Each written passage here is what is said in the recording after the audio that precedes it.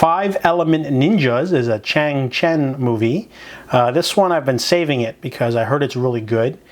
This movie has really awful pacing. I just want to get that off my chest first because I know this movie felt like it was a lot longer than it was because so much happens in this movie.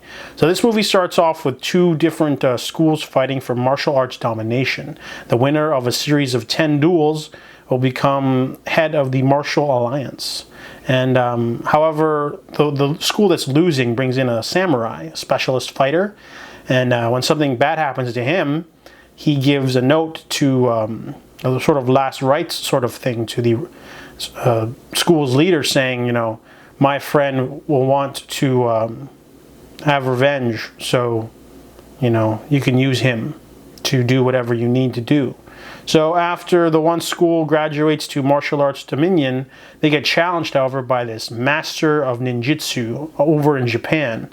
So they're preparing an attack, however, their master falls ill, and he won't be able to fight for 3 months. However, you know, another school of ninjitsu is coming after them, and they don't know anything about this deadly martial art. So they send 8 of their strongest fighters to go out there and see what they can do against the 5 elements formation. Meanwhile, the other 8 stay behind to barricade the headquarters to make sure that their forces are not all up in one area. So this movie starts off with the 5 formation ninjas. They are 4 ninjas and 5 different elements, so 20 total. There's the gold element, then there's wood, water, fire, and earth, and they all have specialized weaponry. And this movie is a great showcase of basically ninjitsu and everything about it. Now, a lot of people don't know a lot about ninjas. They just go, oh, ninjas, you know, like the ones from that James Bond movie or the ones from The Last Samurai. But they had quite a few weapons. They had dozens of weapons. And this movie is a fine showcase of all the different weapons. So the ninjas pretty much wipe out everyone, and only one escapes. One member of the Martial Alliance escapes.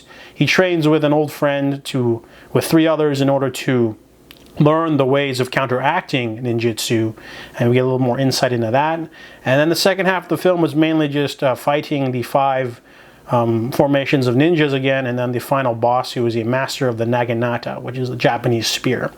So this movie is pretty violent. It's probably one of the most emotionally draining movies because, you know, about halfway through I thought the movie was over, and then it kept going, and I was like, damn, everyone's getting killed in this movie. There's a lot of fierce choreography though. Ninjas seem really OP at times because, you know, in reality, you know, it doesn't matter how good of a martial artist you are. If ninjas come after you in the middle of the forest, and you're just like, they'll just throw some ninja stars at the back of your head and kill you, and you won't even know, right? And ninjitsu is not about, you know, confrontation or strength or skill. It's about stealth and basically getting your enemies unaware, or using, you know, the terrain, or, you know, taking your enemies by surprise basically, and not giving them a chance to fight back. So that's, you know, kind of like a true sort of, I guess, showcase of what actual ninjutsu can do. And the movie, you know, turns into your standard formulaic movie into the other half. They basically fight the final villain. I was going to give this movie a nice high score. However, there's this really awful plot point at the end there that's really cheesy. I didn't like that. So I'm going to give 5 Element Ninjas a 7 out of 10.